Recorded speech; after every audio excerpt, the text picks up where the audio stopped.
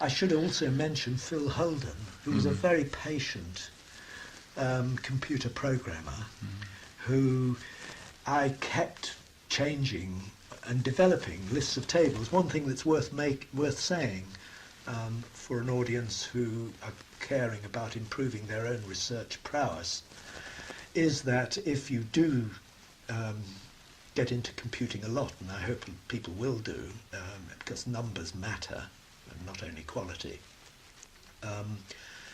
He taught me quite a lot about the ways in which something that I wanted to commission, as it were, in terms of novel tables, of trying to select particular categories and to devise new ways of generalizing the information we were obtaining.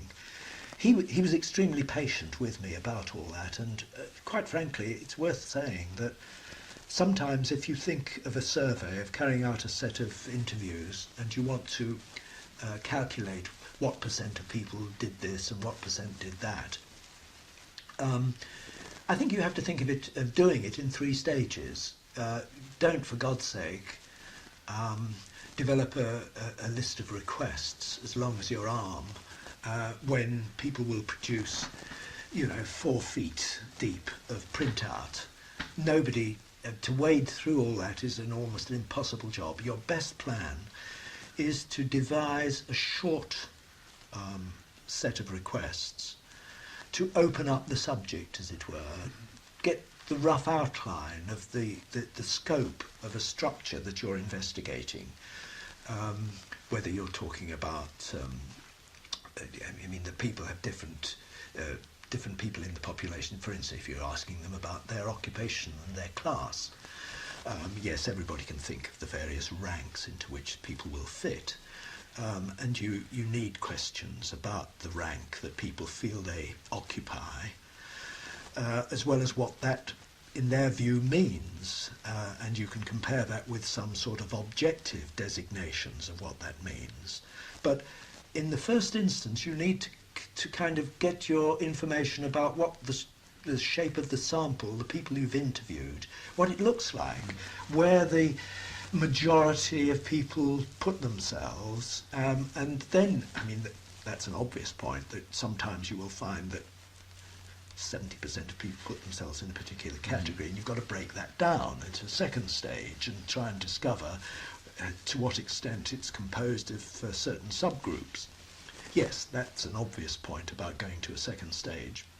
But what I'm trying to say is that not only should you proceed like that in dynamic interchange with the programmer, or if you don't do the programming yourself, but you need to remember that you've got a third stage of being really creative with statistics.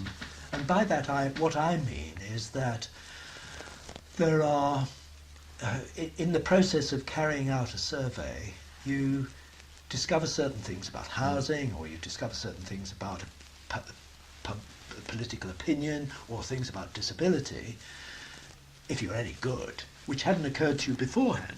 Part of the point about doing any research is to discover things you weren't quite aware of beforehand. Sure. And that will mean sometimes devising,